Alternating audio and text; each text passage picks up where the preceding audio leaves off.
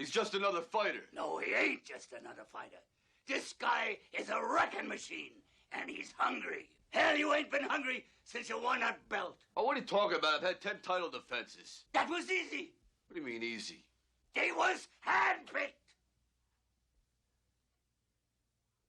Setups? Ah, they were setups. They was good fighters, but they wasn't killers like this guy. He'll knock you into tomorrow, Rock. Hello, boys and girls. I don't know. Is it me or is it... Don't this whole Wilder Fury thing, 3 thing, look and sound grossly familiar? For some of you young cats out here, I don't know if you actually know what I'm talking about. But you old heads like me and older and even a little bit younger, you should know what I'm talking about if you got your movies together. I'm talking about Rocky 3. When Rocky, he had to fight. He wanted to fight Clubber Lang. Clubber Lang kept bugging Rocky and messing with his woman and fuck with his ego and shit like that. Told his woman, when we get through with this, when we get through the fight, you come see a real man. If you want a real man, come see me. And of course, Rocky, jumped out, got mad, wanted to kick Clubber's ass. Him being a proud champion and him being an Italian white man at that time, ain't no Negro gonna make a pass at his woman.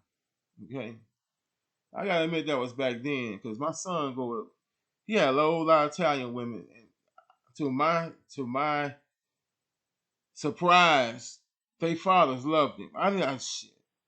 If he's back in my day, he probably would have got if he was lucky, a whole ass full of buckshot from a shot, not buckshot, but bird shot. If he was unlucky, oh well. But anyway, I digress. Let me tell you how Fury Wilder 3 is just like Rocky 3.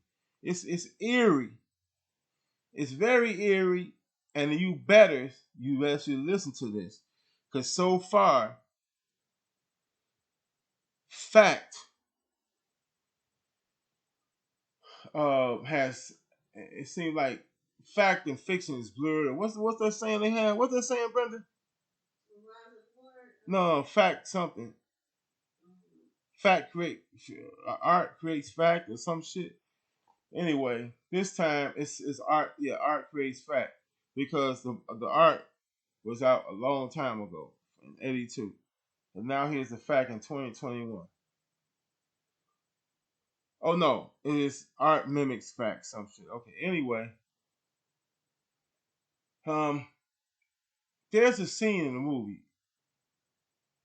It's in the beginning of this video where Rocky and his trainer Mickey are having a conversation.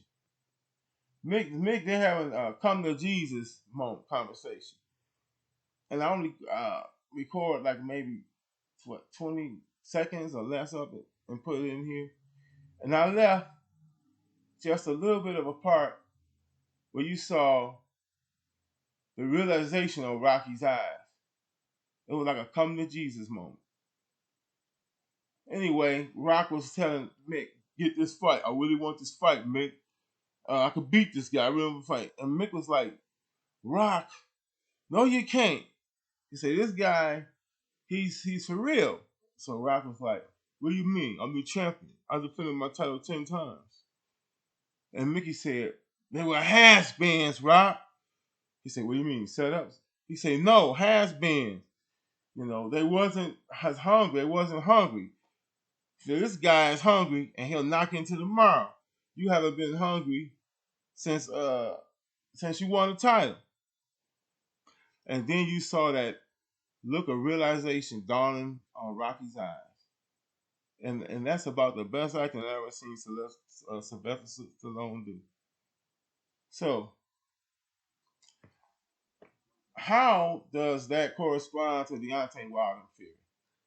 Right, Deontay Wilder was a champ. He defended his title 10 times before he got beat by Fury.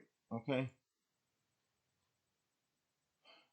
And a lot of guys said that Wilder fought a bunch of bums, and he, was knocking out bums, even though he's registered the highest knockout percentage in boxing. Boxing, not heavyweight, but boxing history. I think at 43%, 93%. But 40 wins, one draw, 39 knockouts, something like that. So 39 wins, one draw. Anyway, this guy has knocked out 39 out of 40 people. Now, I don't care who he was fighting. Cab drivers, bus drivers, substitute teachers. You knocked 39 motherfuckers out. 39 over 200 pound motherfuckers. 39 over 200 pound heavier than you by 30 to 40 pound motherfuckers. Knocked out with one shot. Whew. You a hard hitting motherfucker. Maybe, and I think he is, the hardest one punch knockout artist in the hitboxing history. Now, we can say arguably that those men, they weren't setups like Mick told Rocky.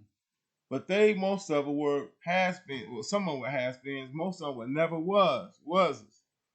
But somehow, in this less than sublime era of boxing, epoch of boxing, they made their way in the top 10, I believe, in all three governing bodies. I don't count the WBO. So, I only count the ones I knew of when I was watching boxing. And when I first started watching boxing, they only had two, I think. So, yeah, two. WBA, WBC. I started watching boxing like 74, 75 when I was like 10 years old. But anyway, y'all, getting back to it. Yeah, the guys that Wilder knocked out were less than stellar, let's say. But even still, those are the guys they put in front of him. And until I seen him knock out Luis Ortiz, who I know is a bad man. I saw Eddie Hearn say on the YouTube that Ortiz is a bad man. You can just look in his eyes and tell he likes to hurt you. Yeah, he's a bad man, and he can fight too. I mean, I think he's second, third best fighter on the heavyweight division. About fourth, third or fourth. I think he beat Uzi. If he still can, like he's 40, 41. I don't know how much his abilities have eroded now. But back then when he fought Wilder, he had plenty of them.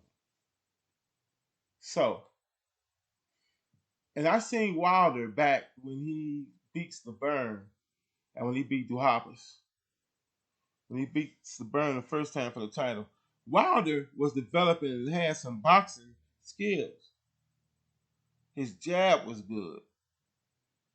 He could fight off the back foot.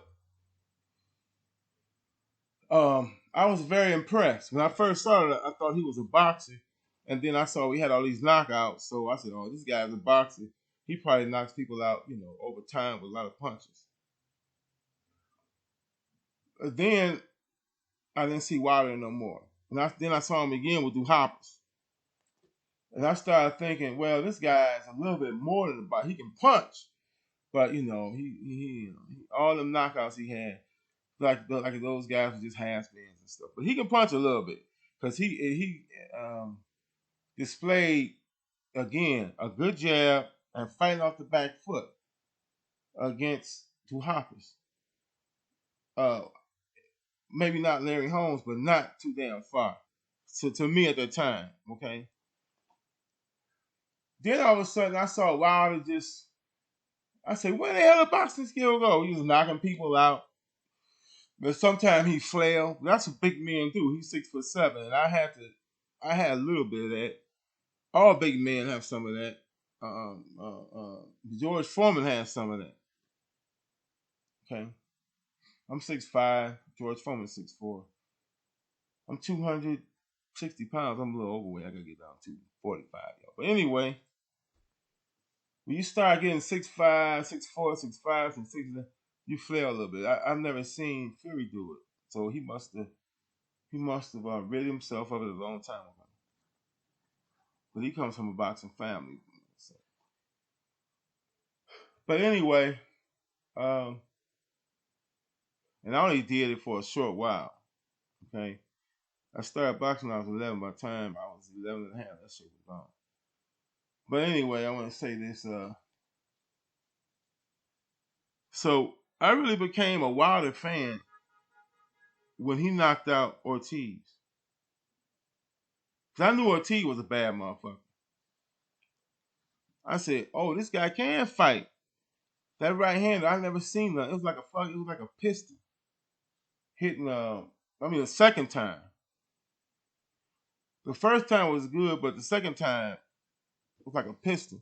I said to myself after seeing him knock out Ortiz, who I know was a bad motherfucker, I said to myself, "Well, this guy is not boxing traditionally. I don't know what happened to the boxing skills I saw him display some years ago, but he has a right hand like it's like Thor's fucking hammer, or the lightning that Thor brings down.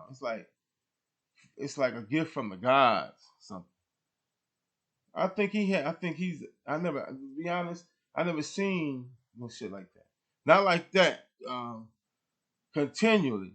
I don't care if these guys were cab drivers, McDonald's workers, hotel workers, whatever. Anytime you knock 39 guys out, heavyweights, over 200 pounds, and I put 20, 30 pounds heavier than you, that's doing something. Okay, that's not a fluke. But anyway, Fury is really like Apollo Creed. I mean, not really a boxer, but the last time he fought Wilder, he looked like Clubber Lang. Even though I think it was some foul play, you know what I mean, that right glove. But for right now, we're gonna cancel all that out. We're gonna forget all that. And I'll say Fury looked like Clubber Lang. And I saw on Wilder's face after a while, I mean, not right then, yeah, right, not right then, now as a fight, but a little after, I saw on his face that he knew he had been neglecting his skills. He knew now that he could not just take everybody out with that right hand, that one punch. He had gotten confirmation from that Fury beating that he had to improve his other all around skills. If the right hand wasn't going to do it against well skilled opponents like Tyson Fury. So what happened in the Rocky movie? In the Rocky movie, Apollo Creed saw that, and he didn't like Clubber Lang because Clubber Lang was disrespectful to him. So he came to Rocky, and him and his trainer started training Rocky. Rocky at first wasn't gonna take the fight. They told him, "Look, you gotta learn how to box. You gotta train. We're gonna train you to beat this guy. You can do it, but you gotta learn how to box." So Rocky did.